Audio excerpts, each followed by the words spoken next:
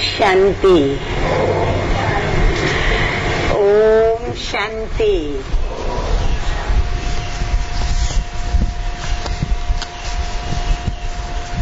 आज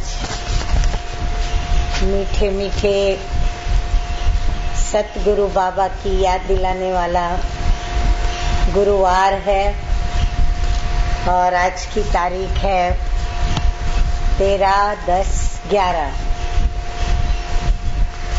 और आज की मुरली के अंदर वैसे तो विविध प्रकार से रोज 8, 10, 12, 15, 20, 25 टॉपिक्स के ऊपर मीठे मीठे ज्ञान सागर बाबा की ज्ञान की लहरें, योग की लहरें और धारणा की बातें या कहें हीरे रत्न मोती जो हमें नित्य प्रति प्राप्त होते रहते हैं। तो फिर भी कुछ एक टॉपिक आपको देती हूँ जिसके ऊपर आप आज मुरली की पॉइंट्स नोट करेंगे और लिखेंगे।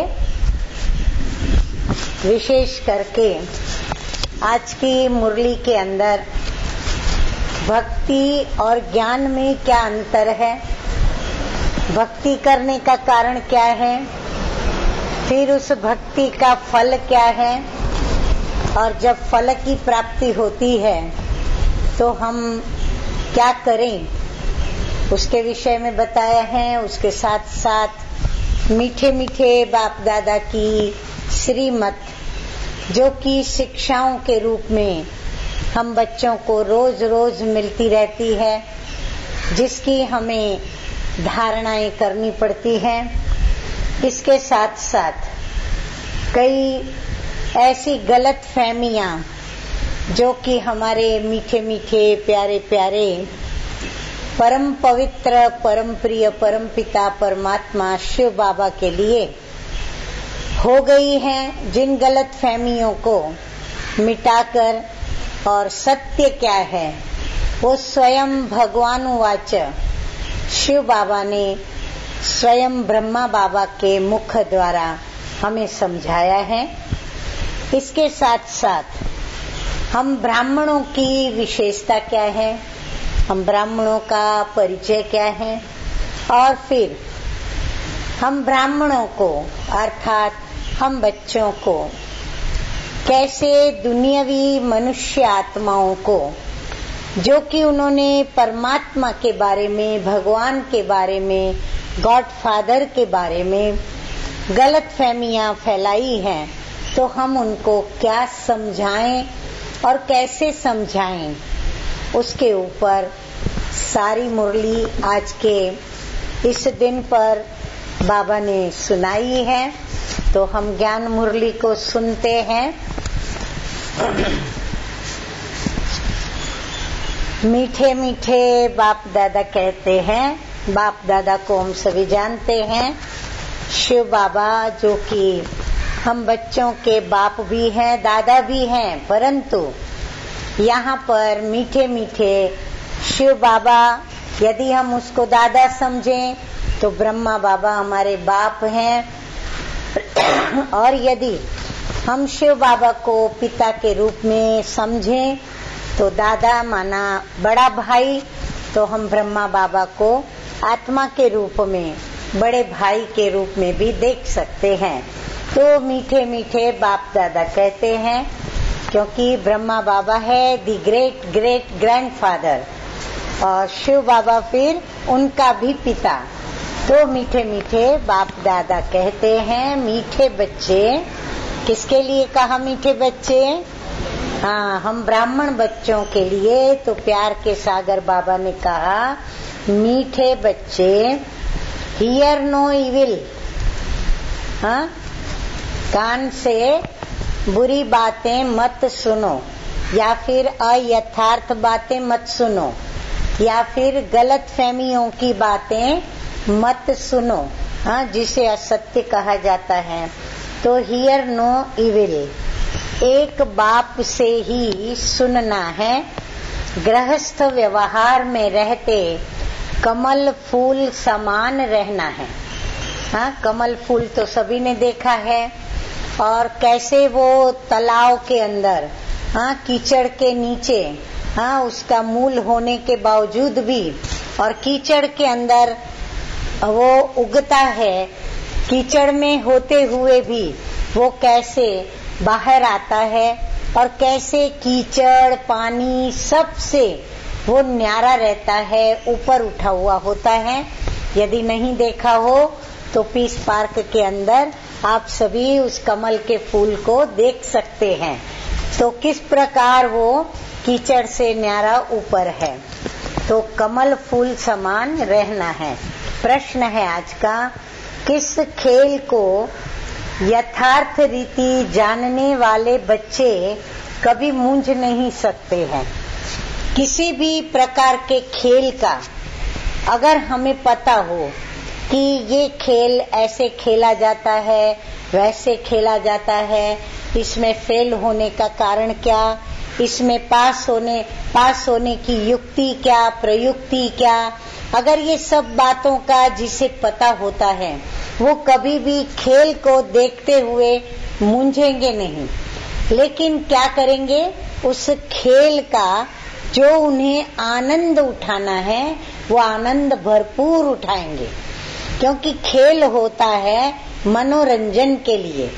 और वो ऐसा मनोरंजन जिसे कहते हैं शक्तिवर्धक मनोरंजन, जिस मनोरंजन को लेने से हमारे अंदर शक्तियां आती हैं, हमारी ऊर्जाएं बाहर निकलती हैं, हम ज्यादा समझदार बनते हैं, क्योंकि खेल के राजों को जानने के कारण हम अंदर ही अंदर हर्षित होते रहते हैं और हमें पता रहता है कि ये फेल होंगे और ये पास होंगे।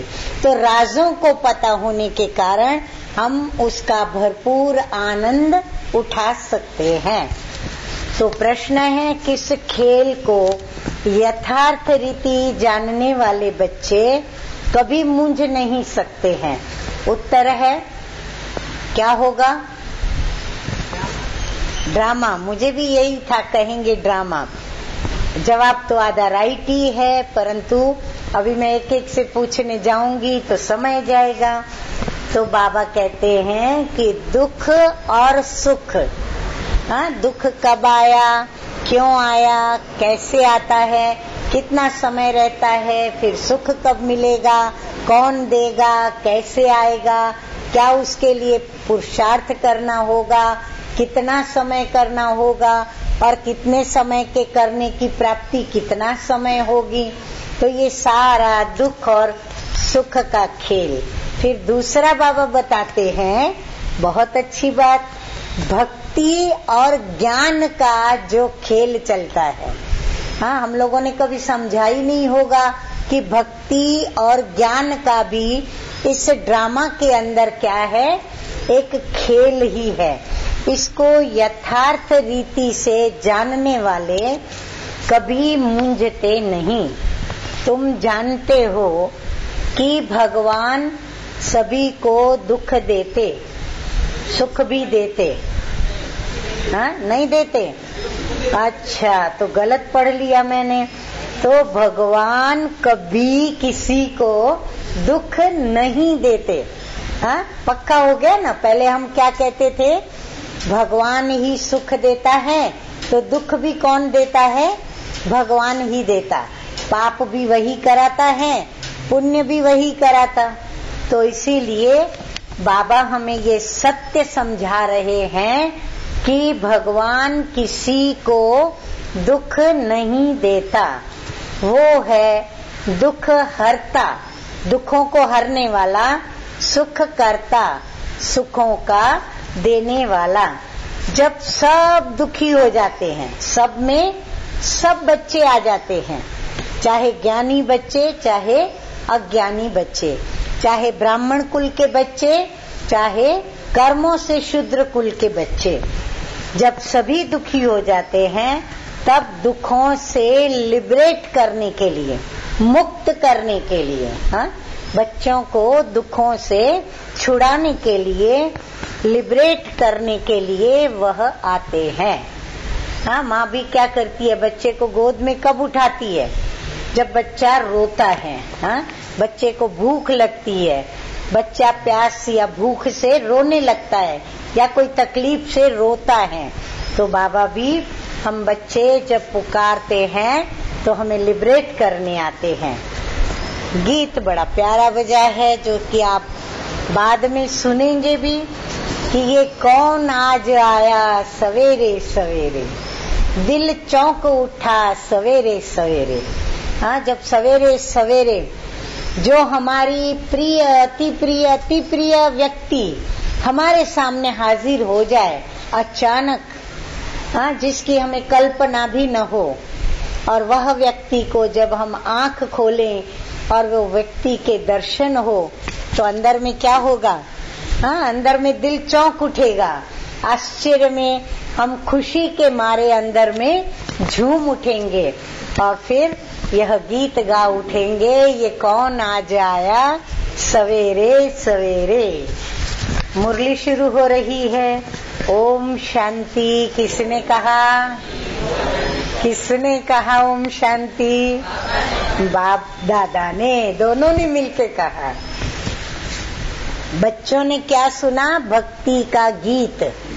हाँ, बच्चों ने क्या सुना? भक्ति का गीत। भक्ति को फिलोसॉफी भी कई कह देते हैं, माना दार्शनिकता, हाँ, या तत्व ज्ञान, जो जिस पर हम सोच विचार करते हैं। टाइटल मिलते हैं डॉक्टर ऑफ फिलोसॉफी। हाँ, भक्ति के अंदर जो शास्त्र पढ़े जाते हैं तो उन शास्त्रों के ऊपर दार्शनिक लोग क्या करते हैं? बहुत सोचते हैं, विचारते हैं, फिर वो अपनी टीका टिप्पणियां लिखते हैं। तो इसीलिए बाबा कहते हैं कि भक्ति में फिलॉसफी है। टाइटल मिलते हैं डॉक्टर ऑफ फिलॉसफी। अब फिलॉसफी तो छोटे बड़े मनुष्य सब जानते हैं। बाबा कहते हैं विचार करने की बातें तो हर एक के पास है ही है।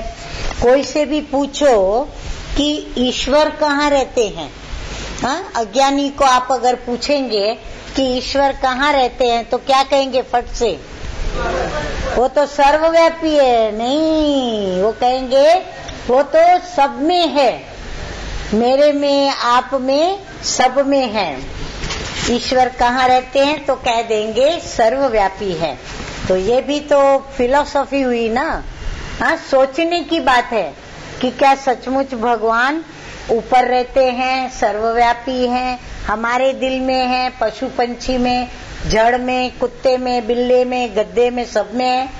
हाँ, सोचने की बात हो गई। अब शास्त्रों की तो कोई भी बात बाप नहीं सुनाते हैं। क्यों? कारण क्या? अगर शास्त्रों की भी बात बाबा को आके सुनानी है तो उसमें नया ज्ञान बाबा ने क्या सुनाया? वो तो हम युगों से और भक्ति मार्ग से लेकर के सदियों से हम सुनते ही आते हैं। कोई भी भगत को ज्ञान का सागर नहीं कहेंगे। कहेंगे? किसी को भी नहीं कहेंगे। न उनमें ज्ञान है, ना ही वो ज्ञान सागर के बच्चे हैं। वो बच्चे नहीं हैं, वो भक्त हैं। भक्त और बच्चों में रात और दिन का फर्क है, और इस फर्क को हम बच्चे जानते हैं।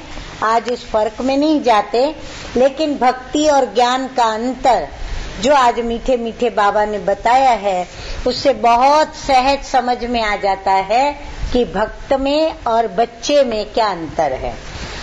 ज्ञान सागर बाप को कोई नहीं जानते हैं। हाँ, भक्ति में भक्ति करते हैं भगत, लेकिन बाप को नहीं जानते हैं, न अपने को बच्चा समझते हैं। भले कहते हैं तुम माता पिता हम बालक तेरे, लेकिन फिर क्या करते रहते हैं? मांगते रहते हैं, और अपने बाप का परिचय भी नहीं उनके पास। तो इसीलिए न स्वयं को बच्चा समझते हैं। वो सब भक्ति करते हैं किसके लिए? भगवान से मिलने के लिए। परंतु भगवान को जानते ही नहीं तो भक्ति करने से फायदा क्या होगा? जानकारी तो होनी चाहिए, जिससे मिलना है उनकी जानकारी भी नहीं है। बहुतों को ये टाइटल मिलता होगा डॉक्टर ऑफ फिलोसॉफी। उन्हों की बुद्धि में तो एक ही बात है कि ईश्वर सर्वव्यापी है, उसको फिलोसॉफी समझते आते हैं। इससे ही क्या होता आया, बाप को नहीं जाना। हाँ, जो बच्चे माँ बाप को नहीं जानते, अनाथ हो जाते, भटकते, वो बच्चों का हाल क्या होगा? बाबा कहते हैं वो बच्चे गिरते आते हैं। इसको कहा जाता है धर्म की ग्लानि। हाँ, इससे बड़ी धर्म ग्लानि और क्या हो सकती है कि बच्चे अपने माँ बाप को न जाने। हम कोई भी मनुष्यों से शास्त्रों का कोई वाद विवाद नहीं कर सकते। क्यों नहीं कर सकते? हाँ, अभी बाबा ने तो बहुत अच्छी बात बताई है कि वो मनुष्यों के बनाए हुए शास्त्र हैं, और मनुष्यों के बनाए हुए शास्त्र के अंदर तो उनकी अपनी मन मत होगी। ये हम जो सुन रहे हैं वो भगवानुवाच है, और वो है मनुष्यों के रचे हुए शास्त्र। तो हम वाद विवाद नहीं कर सकते। हम कोई मनुष्य से पढ़े हुए नहीं हैं, और सब जो हैं मनुष्य के द्वारा ही पढ़े हुए होते हैं।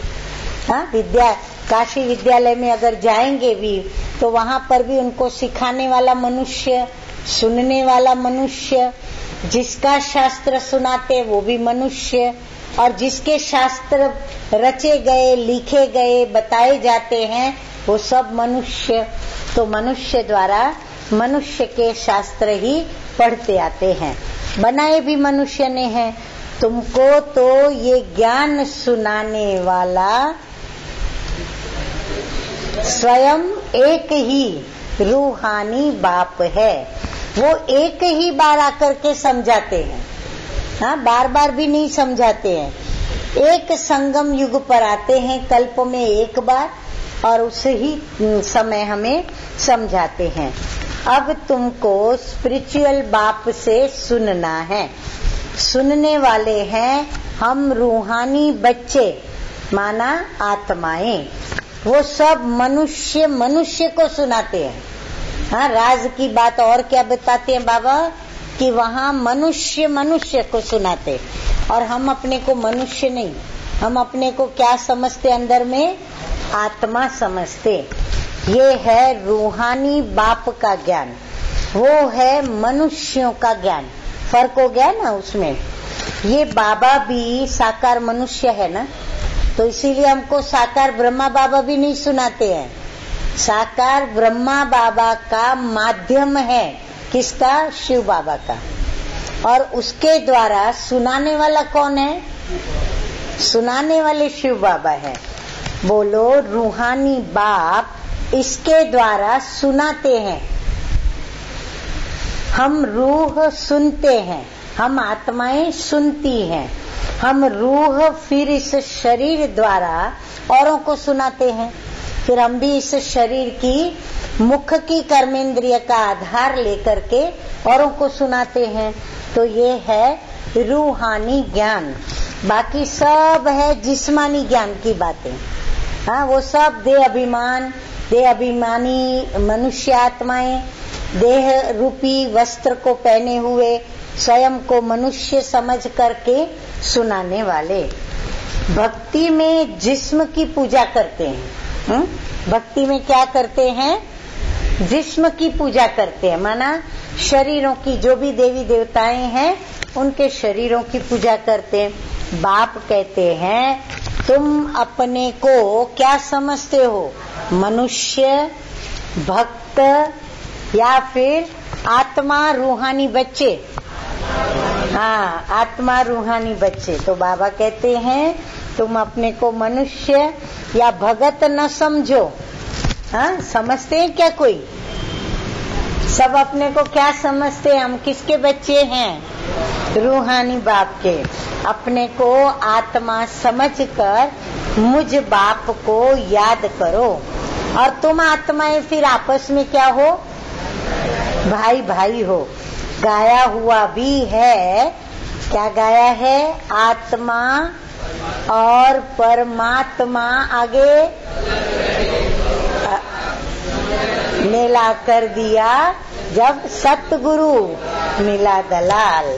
तो हमको कोई भी मनुष्य से सुनना नहीं है। हाँ, शिक्षाएं देखो देते जा रहे हैं बाबा। अपने को आत्मा समझो, रूहानी बाप पढ़ा रहे हैं, वो स्मृति में रखो। रूहानी बाप हमें शिक्षाएं दे रहे हैं और हम भगत नहीं, हम बच्चे हैं। और अब हमको किसी भी मनुष्य से सुनना नहीं। कोई सवाल पूछे तो बोलो हमारा कोई शास्त्रों का ज्ञान नहीं है, अर्थात भक्ति मार्ग का ज्ञान नहीं है। सद्गति देने का ज्ञान तो सिर्फ एक बाप ही देते हैं। सर्व का सद्गति दाता एक ही गाया हुआ है। तो तुम बच्चों को कोई से भी डिबेट नहीं करनी है, माना वाद विवाद नहीं करना है, क्योंकि वो मनुष्य की मत है। तो मनुष्य की मत में सत्य बातें तो मिलेंगी नहीं सभी, तो फालतू में टाइम वेस्ट, व्यर्थ बातें होंगी, व्यर्थ समय जाएगा, व्यर्थ हमारी शक्तियां जाएंगी। तो कोई से भी शिक्षा मिल रही है बाप की, डिबेट नहीं करनी है। बाप कहते हैं ज्ञान की अथॉरिटी, ज्ञान सागर कौन है? शिव बाबा। तो बाप कहते हैं शिव भगवान उवाच ज्ञान सागर मैं हूँ। बाबा अपना परिचय भी बताते जाते हैं। मैं तुमको कोई शास्त्र आदि नहीं सुनाता हूँ, हमारा ये है रूहानी ज्ञान। बाकी सब है जिस्मानी बातें, वो सत्संग आदि सब भक्ति मार्ग के लिए है। ये रूहानी बाप बैठ रूहों को समझाते हैं, इसलिए देही अभिमानी बनने में बच्चों को मेहनत लगती है। यहाँ पर रूहानी बाप फिर रूहानी बच्चों को समझाते हैं ना, तो हमें आत्मा अभिमानी बन के सुनना होता है, तो इसीलिए मेहनत लगती है। हम आत्माएं बाप से वर्षा लेती हैं। भक्त में और आत्मा में क्या फर्क पड़ा? हम बच्चे बनकर क्या करते हैं? बाप से वर्षा लेते हैं। तो बाप के बच्चे जरूर बाप की ही गद्दी के वारिस होंगे ना। भक्त गद्दी का वारिस नहीं बनता, हम बच्चे बनते तो हम गद्दी के भी अधिकारी बनते, हक बनता हमारा, और फिर हम वारिस कहलाते। लक्ष्मी नारायण भी देहधारी हैं, उनके बच्चे जिस्मानी बाप से वर्षा पाते हैं। ये बात ही बड़ी न्यारी है। सतयुग में भी जिस्मानी बातें हो जाती है। सतयुग में भी जिस्मानी बात। सतयुग, त्रेता, द्वापर युग, कलयुग, चारों ही युगों के अंदर जिस्मानी बातें हैं। सिर्फ रूहानी बात कभी है संगम युग पर है। तो देह अभिमान को तोड़ना है। शिक्षा मिल रही है, हम आत्मा हैं और बाप को याद करना है, ये भी शिक्षा। यही भारत का प्राचीन योग गाया हुआ है। ये याद करना, इसी को कहते हैं प्राचीन योग। याद अक्षर हिंदी का है। बाबा कहते याद माना, ये हिंदी अक्षर है। तो ये नॉलेज तुमको अभी कौन देते हैं? रूहानी बाप देते हैं। अब ये कोई मनुष्य नहीं जानते। मनुष्यों को ये नहीं पता कि यहाँ हम जो ब्रह्मा कुमारियां हैं, कर्मों से जो ब्राह्मण हैं उनको पढ़ाने वाला, सुनाने वाला, ज्ञान देने वाला कौन है? स्वयं रूहानी बाप। तो ये कोई मनुष्य नहीं जानते। जन्म जन्मांतर मनुष्य से बात करते आए हैं। अभी रूहानी बाप रूहानी बच्चों से बात करते हैं। रूह सुनती है, इसलिए इसको रूहानी स्पिरिचुअल नॉलेज कहा जाता है। गीता को भी वह स्पिरिचुअल नॉलेज समझते हैं, परंतु उसमें नाम श्री कृष्ण देहधारी का डाल दिया है, इसीलिए फिर वो भी क्या हो जाती है? गलत हो जाती है। बाप कहते हैं कोई भी मनुष्य ये नॉलेज दे नहीं सकता, क्योंकि ये नॉलेज केवल एक बाप ही दे सकते। अच्छा, अभी बाबा देखो क्या समझाना, कैसे समझाना और क्या करना वो भी सिखा रहे हैं। कभी भी कोई तुमसे डिबेट करते हैं ना, वाद विवाद करते हैं, तो बोलो ये है तुम्हारा भक्ति का ज्ञान।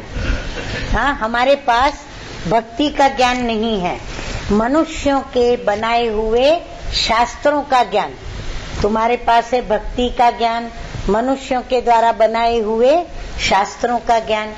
सत्य ज्ञान तो एक ज्ञान सागर बाप के पास ही है और वही नॉलेज खुद देते हैं और उन्हें सुप्रीम बाप कहते हैं। पूजा भी उस निराकार की होती है। समझ में आया? भक्ति मार्ग वालों को बाप का परिचय कैसे हमको बताना है, समझाना है। पूजा भी उस निराकार बाप की होती है। अगर और निराकारियों की पूजा होती भी है तो वह उनके बच्चे ही हैं। हाँ, जैसे निराकार शिवलिंग, फिर और कई निराकार को रखे जाते हैं। हाँ, छोटे छोटे बना करके शालिग्राम, तो वो भी निराकार हैं। तो वो फिर किसकी पूजा है? वो फिर उनके वही बच्चों की पूजा है। मिट्टी का शालिग्राम बनाकर पूजा करते हैं, रुद्र यज्ञ रचते हैं। तुम जानते हो कि वह परम पिता परमात्मा और उनके बच्चे हैं जो निराकारी दुनिया में रहते हैं। हम आत्माएं वहाँ रहती हैं। वह ज्ञान के सागर आकर के ज्ञान सुनाकर सबकी सद्गति करते हैं। वो है परे ते परे रहने वाला परमात्मा। हाँ, बाबा देखो सिखा रहे हैं कैसे उनको समझाओ, वाद विवाद में मत जाओ, उनको बताओ। सभी आत्माएं ब्रदर्स, तो सभी को अपना अपना पार्ट मिला हुआ है जो फिर शरीर धारण करके भाई बहन बनते हैं। फिर हम शरीर में हैं तो आपस में क्या है? सब भाई बहन हैं। आत्मा सब, जितनी भी आत्माएं हैं, हम सब का बाप एक है। हम सब रूहानी बाप के रूहानी बच्चे हैं। आत्मा जब शरीर धारण करती है तो स्वर्ग में दुख पाती, सुख पाती, क्या पाती? सुख पाती है। हाँ, सभी पीछे वाले भाई बहनों ने सुना। हाँ, क्या पाती है आत्मा सतयुग में? सुख या दुख? कि दोनों पाती है, सुख भी पाती, दुख भी पाती? सुख पाती, सिर्फ सुख पाती है। सतयुग में, स्वर्ग में सुख पाते, नरक में दुख को पाते हैं। अब ये क्यों होता है? तो समझाया जाता है कि ज्ञान और भक्ति दो मार्ग है। खेल है ना ये, तो दो बातें हैं। खेल में दो चाहिए, दो पक्ष। तो ज्ञान और भक्ति, वह है दिन और वह है रात। किसका दिन? ब्रह्मा का दिन और ब्रह्मा की रात। ज्ञान से है सुख और भक्ति से है दुख। तो ये खेल बना हुआ है। ऐसे नहीं कि दुख सुख सब भगवान ही रचते हैं। भगवान को बुलाते ही तब हैं जब दुखी होते हैं। हाँ? भगवान को पुकारते हैं, समझते हैं वह सुख देने वाला है। फिर जब सुख का समय पूरा होता है तो फिर दुख कौन देने शुरू करता है? रावण। तो जब सुख का समय पूरा होता है फिर रावण 5 विकारों के कारण दुख शुरू होता है। तो ये है खेल, जिसे यथार्थ रीति से समझना है। इसे ही रूहानी ज्ञान कहा जाता है। बाकी सब है जिस्मानी ज्ञान, वो हम सुनने नहीं चाहते हैं। क्यों सुनने नहीं चाहते हैं? सुनना तो चाहिए। कोई यदि हमको सुनाता है तो सुनना चाहिए। फिर हम क्यों नहीं सुनने चाहते हैं?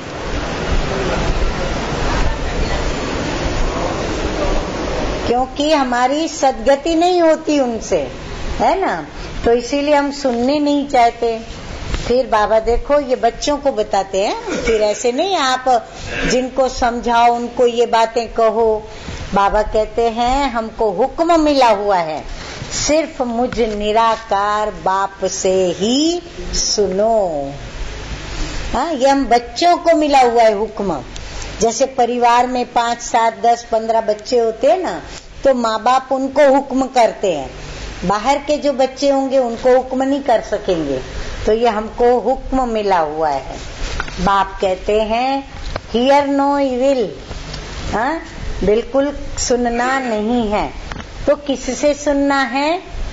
एक भगवान से हम सुनते हैं। तुम मनुष्यों से सुनते हो और हम किससे सुनते हैं? एक भगवान से सुनते हैं। तो रात दिन का फर्क है ना। बड़े बड़े विद्वान शास्त्र आदि पढ़ते हैं, हमने भी बहुत पढ़े, लेकिन अब भगवान कहते हैं तुमने बहुत गुरु किए हैं, अब उनको छोड़ो, मैं जो सुनाता हूँ वो सुनो। हाँ, ये श्रीमद् भगवत गीता के अंदर भी है। अर्जुन को कहा जो कुछ भी तूने पढ़ा सुना वो सब क्या करो, वो सब भूल जाओ, और जो मैं तुमको सुना रहा हूँ वो तुम सुनो। तो तुमने गुरु बहुत किए हैं, अब उनको छोड़ो, मैं जो सुनाता हूँ वो सुनो। भगवान है ही निराकार।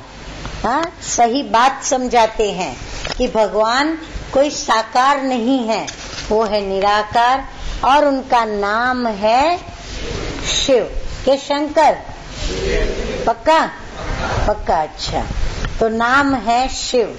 अभी हम उनसे सुन रहे हैं। बाप खुद अपना परिचय और उसके साथ साथ और कौन किसका परिचय देते हैं? अपनी रचना के आदि, मध्य और अंत का परिचय देते हैं। फिर हम आपसे शास्त्रों की बातें सुने ही क्यों? हाँ, जब हमको स्वयं परमपिता परमात्मा ज्ञान दे रहे हैं तो फिर हम आपकी बातें सुने ही क्यों? हम आपको रूहानी नॉलेज सुनाते हैं। सुनना हो तो सुनो, सीधी बात। हम आपको भगवान का ज्ञान बताते हैं, आपको सुनना है तो शांति से सुनो, वाद विवाद मत करो, है ना। फिर उस पर बैठ के सोचना जो सोचना है। अब इसमें मूंझने की तो कोई बात ही नहीं है।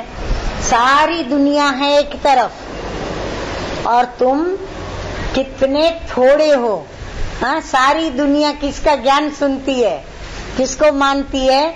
शास्त्रों की बातों को और शास्त्रों के और मनुष्य के ज्ञान को। और तुम कितने थोड़े बच्चे हो जो किसका सुन रहे हो? डायरेक्ट भगवान वाच्य। बाप कहते हैं अब मुझे याद करो तो तुम्हारे ऊपर जो पापों का बोझा है वो उतर जाएगा। हाँ, कोई मनुष्य को ये नहीं कह सकता। ना मनुष्य की याद में वह शक्ति है जो हमारे पापों का बोझा वो उतार सके। तो वो मुझे याद करो तो तुम्हारे ऊपर जो पापों का बोझा है वो उतर जाएगा और तुम पवित्र बन जाएंगे।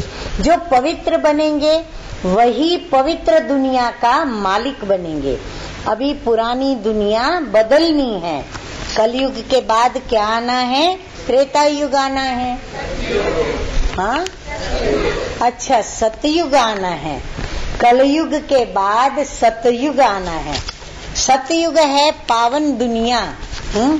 कलयुग में ही मुझे बुलाते हैं कि आकर के हमको क्या करो, पावन बनाओ। सो मैं अब आया हूँ।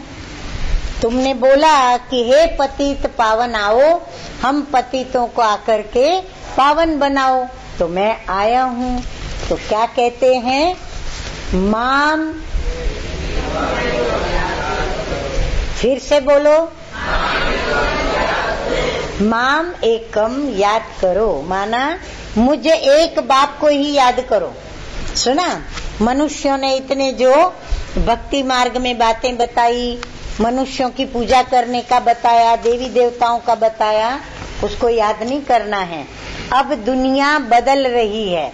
हाँ, हम जानते हैं ना, दुनिया बदल रही है। ये अंतिम जन्म है। किसका अंतिम जन्म? किसका? हम बच्चों का। हाँ, सभी का। वैसे तो सभी का अंतिम जन्म है, लेकिन 84 का चक्र जो गाया गया है उस हिसाब से हम बच्चों का इस कल्प के अंदर अंतिम जन्म है। इस पुरानी दुनिया में अब आसुरी राज्य खलास होकर के राम राज्य की स्थापना हो रही है। इसलिए अब अंतिम जन्म में गृहस्थ व्यवहार में रहते कैसे बनो? कमल फूल समान पवित्र बनो। ये विषय सागर है ना। कमल फूल पानी के ऊपर रहता है। हाँ? ऊपर तालाब में पानी दिखता है तो वो पानी भी उसको स्पर्श नहीं करता है। फूल जो होता है ना, बहुत ऊंचाई पर होता है। तो अब तुम गृहस्थ व्यवहार में रहते कमल फूल के समान पवित्र बनो। तुम जानते हो हम राजाई स्थापन कर रहे हैं। अभी सारी दुनिया बदलनी है। वो धर्म स्थापक जो आते हैं वो सिर्फ अपना अपना धर्म स्थापन करते हैं, राजा ही नहीं स्थापन करते, धर्म स्थापन करते। पहले वो पावन होते हैं, फिर वो पतित बनते हैं। सतगुरु तो एक ही सदगति दाता है। मनुष्य गुरु करते ही तब हैं जब सदगति में वो जाना चाहते हैं। जब पाप बहुत होते हैं तब रूहानी बाप आकर के सत्य ज्ञान सुनाते हैं। भक्ति का फल क्या मिलता है हमको? ज्ञान मिलता है। तो भक्ति का फल ज्ञान तुमको स्वयं भगवान से मिलता है। डबल प्राप्ति। फल ज्ञान है, लेकिन ज्ञान भी किसके मुख द्वारा सुनने को मिलता है? स्वयं भगवान के द्वारा। अच्छा, भगवान आकर के भी भक्ति सिखलाते हैं? नहीं। अच्छा, जल्दी बताया। वाह, क्या कहें बाबा के आप बच्चों को। हाँ, भगवान कोई भक्ति नहीं सिखलाते हैं, वह तो क्या देते हैं? ज्ञान देते हैं। कहते हैं माम एकम याद करो तो तुम्हारे विकर्म विनाश होंगे। पावन बनने का और कोई रास्ता ही नहीं है। हाँ, निश्चय हमको अपने में बिठा लेना पड़े कि पावन बनने के लिए इसके सिवाय और कोई उपाय नहीं है। नई दुनिया में सब स्वर्गवासी थे, अब पुरानी दुनिया में सब क्या है? नरकवासी है। इसलिए बाप कहते हैं मैं सबका उद्धार करने के लिए आता हूँ। मैं ही आकर के क्या करता हूँ? रूहानी ज्ञान देता हूँ और फिर अपना परिचय भी दे रहे हैं कि मैं कौन हूँ। मैं तुम्हारा क्या हूँ? बाप हूँ। अभी ये है नरक। नई दुनिया को स्वर्ग कहा जाता है। अब ऐसे कैसे कहेंगे कि यहाँ ही स्वर्ग है और यहाँ ही नरक है? हाँ, दुनिया वाले तो ऐसे कहते हैं ना, नरक भी यहाँ है तो स्वर्ग भी यहाँ है। अब जिनको बहुत धन है तो कहेंगे वो स्वर्ग में है, क्योंकि उसे सर्व सुख प्राप्त है। स्वर्ग तो होता ही है नई दुनिया में। बाबा कहते भले धन है, सर्व सुखों के साधन है, लेकिन जो सच्चा सुख चाहिए वो तो है नहीं उनके पास, क्योंकि सुख होता ही है। बाबा कहते हैं नई दुनिया में। यहाँ स्वर्ग कहाँ से आया? इसलिए हम कोई भी मनुष्यों की बातें सुनते नहीं, इसीलिए हमें अच्छी नहीं लगती उनकी बातें, क्योंकि प्रैक्टिकल बातें नहीं है। बाप कहते हैं मैं तुमको क्या करता हूँ? तमो प्रधान से सतो प्रधान बनाता हूँ। तो तुम्हें तमो प्रधान से सतो प्रधान बनना है तो क्या करो? माम एकम याद करो। सारा दिन बुद्धि में ये नॉलेज रहनी चाहिए, एक बाबा की याद रहनी चाहिए दूसरा सुदर्शन चक्र घूमते रखना है। अच्छा, मीठे मीठे सिकिलदे बच्चों प्रति माता पिता बाप दादा का याद प्यार गुड रूहानी बाप की रूहानी बच्चों को नमस्ते। रूहानी बच्चों की रूहानी बाप दादा को याद प्यार गुड मॉर्निंग नमस्ते नमस्ते। अच्छा, धारणा के लिए मुख्य सार जो शिक्षाएं हैं श्रीमत है वही तो हमें धारण करना है। तो देखो बाबा कहते हैं एक बाप से ही रूहानी बातें सुननी है, और किसी से नहीं सुनना है। किसी से भी दूसरी बातों का वाद विवाद नहीं करना है। नंबर 2 है देही अभिमानी बनने की मेहनत करनी है। सतो प्रधान बनने के लिए एक बाप की याद में रहना है। वरदान है आज का बहुत प्यारा, और एक वरदान में मीठे मीठे बाप दादा ने 5 वरदान दे दिए। एक वाक्य 5 वरदान, कितनी कमाल है मीठे मीठे बाबा की। और फिर ये कमाल क्यों है? क्योंकि बेहद के बाप का अपने बेहद के बच्चों पर बेहद प्यार है, तो वरदान भी बेहद देते हैं। वरदान है मेहनत और महानता के साथ। मेहनत का भी वरदान, मेहनत के साथ महानता के साथ। तो मेहनत और महानता के साथ रूहानियत का अनुभव कराने वाले, मेहनत करने वाले, महान बनने वाले, फिर रूहानियत का अनुभव कराने वाले कौन होते हैं? वो शक्तिशाली। और वो शक्तिशालियों को वरदान क्या देते हैं बाबा? सेवाधारी भव। तो सारा वरदान है मेहनत और महानता के साथ रूहानियत का अनुभव कराने वाले शक्तिशाली सेवाधारी भव। जो भी आत्माएं आपके संपर्क में आती हैं, संपर्क में आती है माना चलते फिरते जान पहचान होती है, मित्र होते हैं, संबंधी होते हैं, तो जो भी आत्माएं आपके संपर्क में आती हैं उन्हें रूहानी शक्ति का अनुभव कराओ। अब ज्ञान का सुना करके हम उनको अनुभव नहीं करा सकते, क्योंकि ज्ञान उनकी बुद्धि में मनुष्यों का भरा पड़ा है, तो जरा बैठने में टाइम लगेगा, है ना, अनुभव करने में टाइम लगेगा। पर बाबा कहते हैं उन्हें रूहानी शक्ति का अनुभव कराओ। आप ऐसा अपना स्वरूप उनके साथ रखो, ऐसा व्यवहार करो, बोलना, देखना, बैठना, उठना, सुनना, क्योंकि लोग हमारी बाहर की वह चलन को भी देखेंगे और वही पहले नजर में आती है। तो चलन में रूहानियत होगी तो उनको रूहानी शक्ति का अनुभव आएगा। तो बाबा कहते हैं जो भी आत्माएं आपके संपर्क में आती हैं उन्हें रूहानी शक्ति का अनुभव कराओ। ऐसी स्थूल और सूक्ष्म स्टेज बनाओ, अपनी स्थिति की स्टेज ऐसी सूक्ष्म बना लो और स्थूल में भी बना दो, जिससे आने वाली आत्माएं जो आने वाली हैं, संपर्क में आने वाली, कहने का भाव बाबा का, संपर्क में आने वाली आत्माएं अपने स्वरूप का और रूहानियत का अनुभव करे। ऐसी शक्तिशाली सेवा करने के लिए सेवाधारी बच्चों को क्या करना पड़े?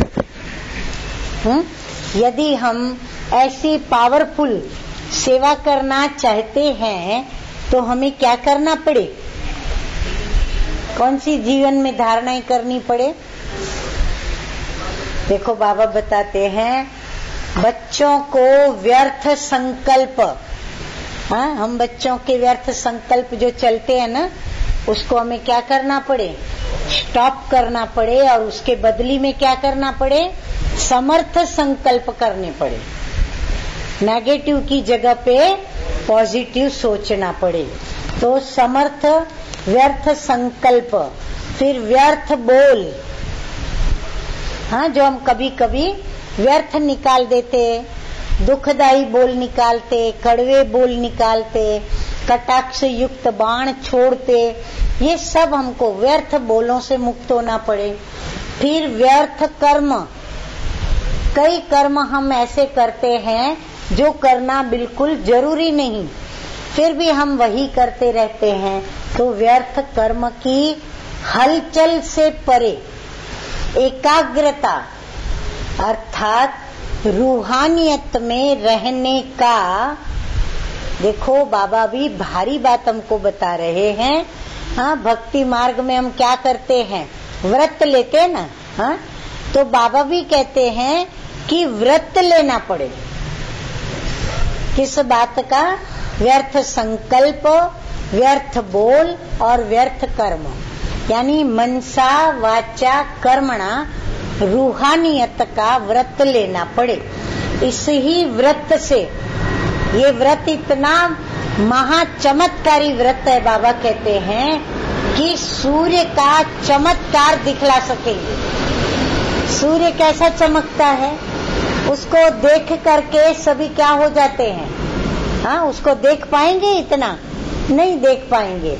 तो बाबा कहते हैं सूर्य का चमत्कार आप दिखला सकेंगे, इतना आप उनको आकर्षित कर सकेंगे, इतनी रोशनी दे सकेंगे, इतनी शक्ति दे पाएंगे, इतने उनके अंदर जो भी सर्व प्रकार की बातें हैं वो सारी उनके अंदर आप जैसे एक सेकंड में डाल देंगे, सेकंड में उनको प्राप्त हो जाएगी। अच्छा स्लोगन है आज का,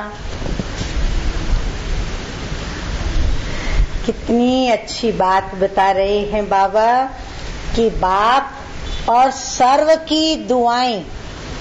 हाँ, उसको बाबा ने टाइटल दिया है, बाप और सर्व की दुआओं के विमान में उड़ने वाले। क्योंकि जिनको दुआएं मिलेगी वो व्यक्ति की स्थिति कैसी होगी, हाँ, वो उड़ता रहेगा, उड़ता पंछी। तो बाप और सर्व की दुआओं के विमान में उड़ने वाले ही उड़ता योगी है। हाँ, रमता योगी, उड़ता योगी। हाँ, बाबा कहते हैं बेफिक्र बादशाह, हाँ, मस्त फकीर।